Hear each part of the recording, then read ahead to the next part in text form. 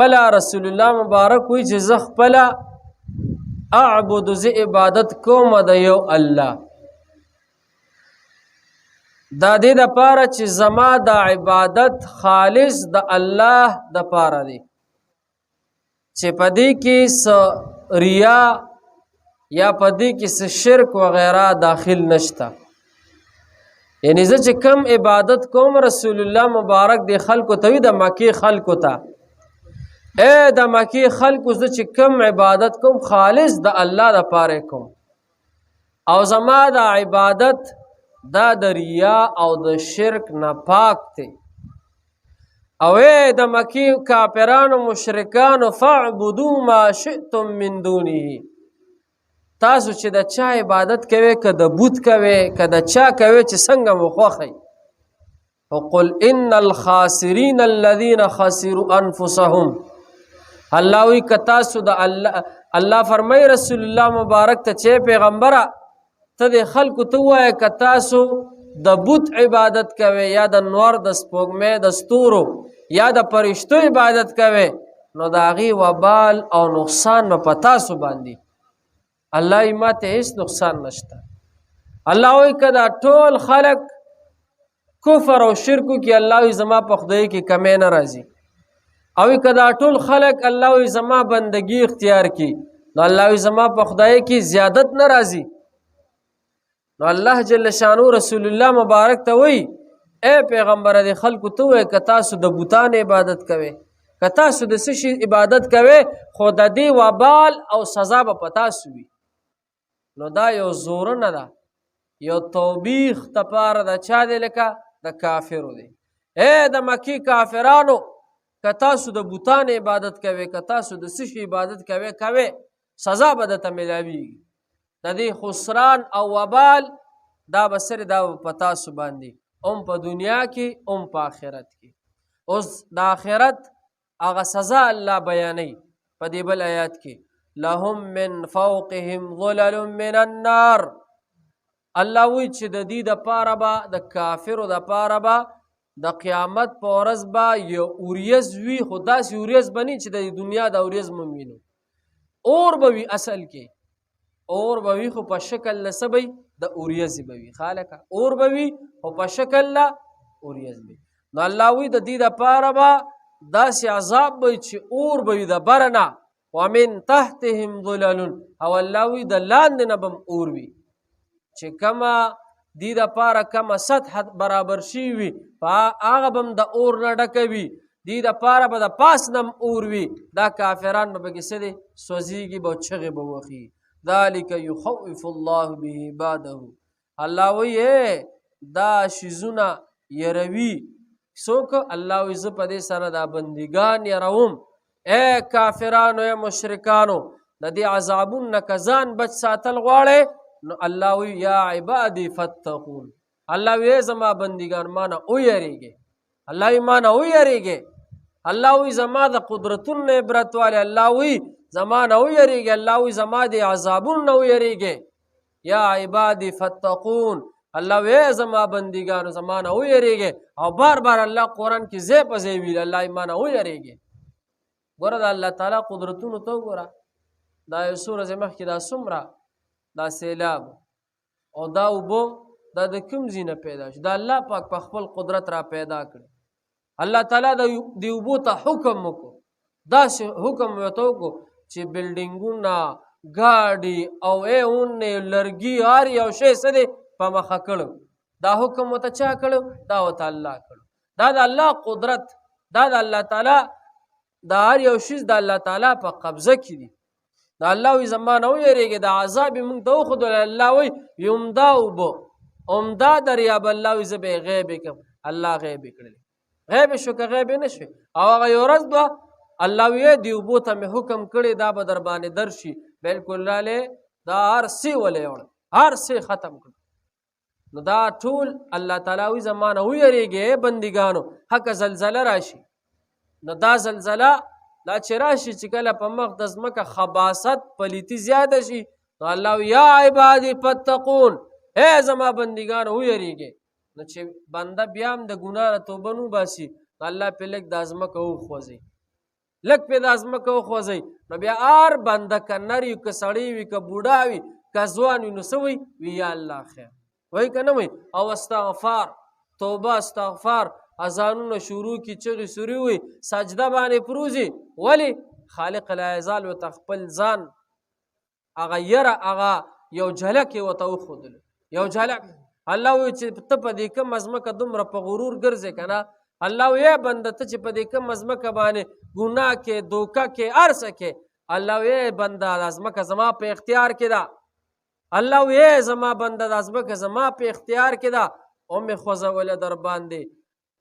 الله وایي مې خوځوله در باندې تا خو زه نه یادولم خو په زور مې در باندې دا خپل ځان یاد داسې ده که نه ده لکه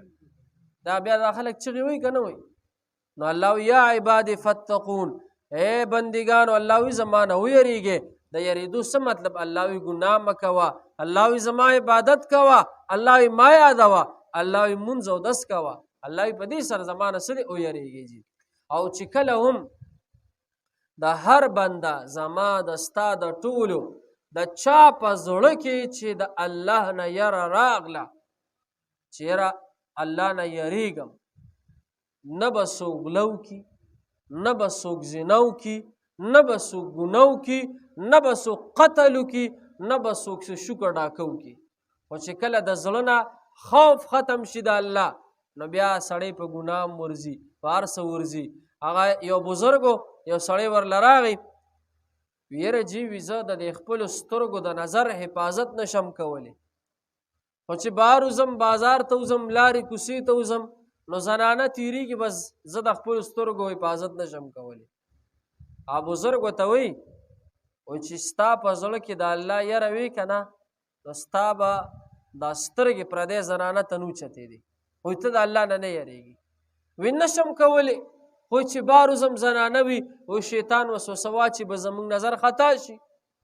بزرګ ورته وي ورېږه وی زه در باندې زه درته اوس